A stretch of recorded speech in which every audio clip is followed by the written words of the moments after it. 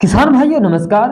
मैं पप्पू कुमार स्वागत करता हूं अपने किसान एग्रीकल्चर यूट्यूब चैनल में।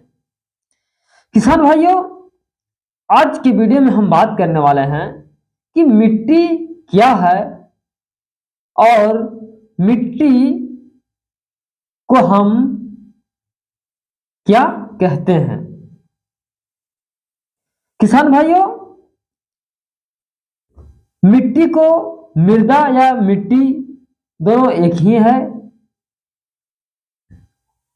मिट्टी भूमि की वह ऊपरी परत है जिसका निर्माण मूल रूप से चट्टानों को बिखरने और वनस्पतियों जीवों के सड़ने गलने जलवायु प्रक्रिया के कारण लाखों वर्ष में निर्माण हुआ है। किसान भाइयों, पेड़ पौधों और उनके पत्तियों और जानवरों को अवशेषण सड़ गल कर जो एक साथ मिलकर जो बैक्टीरियल सूक्ष्म जीव रेत उसमें जो मौजूद खनिज तत्वों को मिलाकर जो पदार्थ बनता है उसे मिट्टी या मृदा कहते हैं। किसान भाइयों ध्यान देंगे कि भूमि की वह ऊपरी परत जो पेड़ पौधों और जीवों को अवशेष से जो हार्मोन्स का जो निर्माण होता है।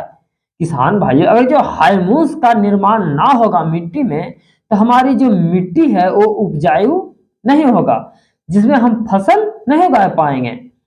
तो किसान भाइयों, जो सड़ गल के जिसमें जो बैक्टीरिया सूक्ष्म जीव जो अनेक प्रकार के जो अवशोषण का जो हार्मोन्स का जो निर्माण करता है, जिसके कारण ही जो आज हमारी जो मिट्टी है वो उपजाऊ है, जिसके कारण हम उसमें फसल उगाते हैं।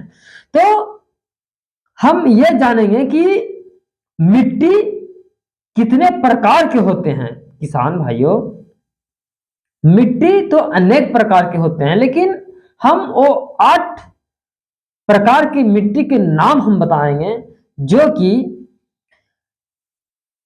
अभी हाल फिलहाल में उसमें अच्छी उत्पादन आप ले सकते हैं।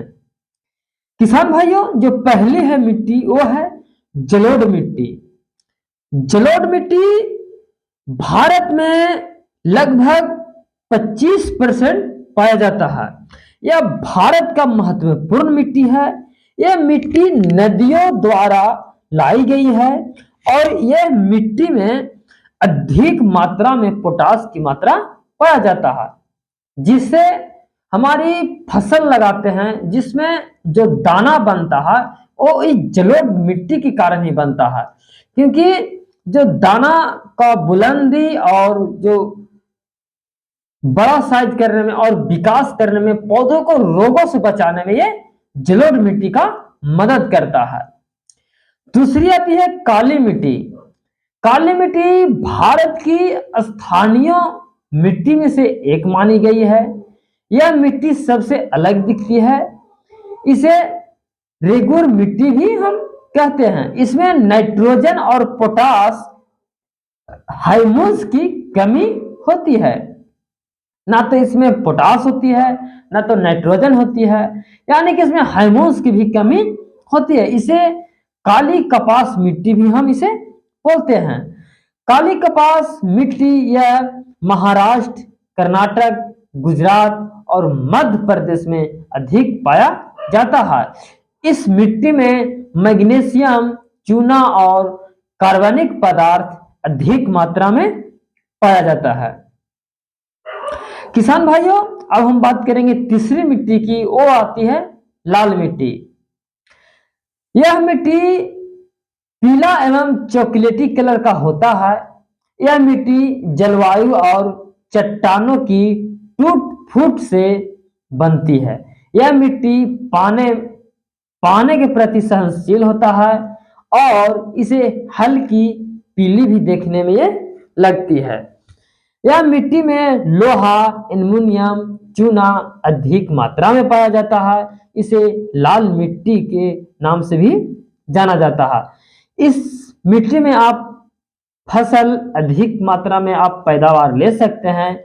और इसमें अगर जो हम बात करें तो इस मिट्टी में जो सबसे अधिक उत्पादन जो मिलता है उसे आप दलहनीय फसल ले सकते हैं, गेहूं की फसल ले सकते हैं और कपास की फसल ले सकते हैं, क्योंकि इसमें अधिक उपजाऊ वाला फसल ये मिट्टी माना जाता है। किसान भाइयों, अब हम बात करेंगे चौथी मिट्टी के बारे में, जो कि लेटराइट मिट्टी है।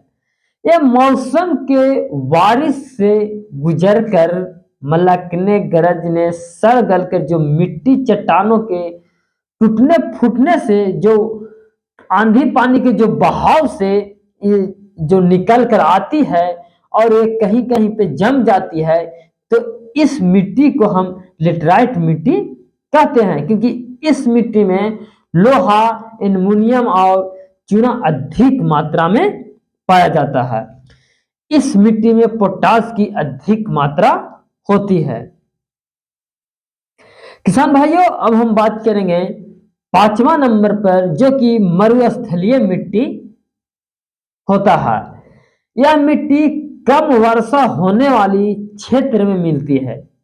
जिस क्षेत्र में वर्षा कम होती है वहां पे मिट्टी आपको मुख्य रूप से देखने को मिलेगा, क्योंकि ये मरुस्थलीय मैदानों में पाई जाती है। ना तो इस मिट्टी में आप अधिक पैदावार ले सकते हैं, क्योंकि इस मिट्टी में आप ज्वार की खेती, बाजरा की खेती आप आसानी से कर सकते हैं, क्योंकि इस मिट्टी में हार्मोन्स का अभाव काफी अधिक होता है। अब हम बात करेंगे 6ठा नंबर पर आता है, वो आता है क्षारीय मिट्टी। किसान भाइयों, क्षारीय मिट्टी उस भूमि से निकलता है जिसमें क्षार तथा लवण विशेष मात्रा में पाया जाता है, यानी कि अधिक मात्रा में पाया जाता है। जलवायु वाले क्षेत्र में यह लवण क्षेत्र भूमि का वह जमा होने के कारण यह मिट्टी आपको देखने को मिल सकता है। किसान भाइयों, अब हम बात करेंगे 7वां नंबर पर, वो आती है जैव मिट्टी। किसान भाइयों, जैव मिट्टी में लगातार आपको रसायन के छिड़काव एवं रासायनिक उर्वरक को बढ़ती परिवर्तन को दूषित करता है और इस मिट्टी को उर्वरक शक्ति का घटाता है। यानी कि किसान भाइयों, इस मिट्टी में उर्वरक शक्ति को बढ़ाता है और पर्यावरण को दूषित करता है। जैव मिट्टी का जो मुख्य लक्षण है कि रासायनिक के प्रभाव से मिट्टी का उपजाऊ प्रदान करता है। जो हम फर्टिलाइजर उपयोग करते हैं, जिस प्रकार से जैव मिट्टी कार्य करता है, क्योंकि सूक्ष्म जीवों की संख्या को कम करती है। यह मिट्टी में आपको केचुआ, यानी कि जो जमीन के अंदर रहने वाले जो जीव होते हैं, कीड़े मकोड़े होते हैं, वो कम देखने को मिलेगा, क्योंकि इस मिट्टी में वो घटने का काम करता है। यानी कि इस मिट्टी में सूक्ष्म जीवों की संख्या को कम करती है, क्योंकि ये रासायनिक उर्वरक शक्ति को बढ़ाता है। इस मिट्टी में इतना ताकत होता है। किसान भाइयों, अब हम बात करेंगे 8वां नंबर पर, वो आता है वनीय मिट्टी। जो मिट्टी पर्वतों के आदान प्रदान और वनस्पतियों के अभाव से लवणीय मिट्टी को उच्च ज्वारों को मृदा या मिट्टी लवणीय होता है। यानी कि ये वनस्पतियों द्वारा जो मिट्टी जो आदान प्रदान होता है, उससे ये मिट्टी का जो होता है निर्माण होता है, जिसे हम लवणीय मिट्टी भी कहते हैं, जिसमें मृदा का आदान प्रदान भी होता है। इसमें जीव अधिक मात्रा में जीते हैं। किसान भाइयों, ये रहा मेरा मिट्टी, यानी कि व्हाट इज सॉइल, जो कि मिट्टी क्या है और कितने प्रकार का होता है, इसके बारे में हम जानकारी दिए हैं। अगर जो मेरा वीडियो आपको अच्छा लगा होगा तो प्लीज आप इसे लाइक, शेयर और सब्सक्राइब जरूर कीजिएगा। बाकी नमस्कार, जय जवान, जय किसान।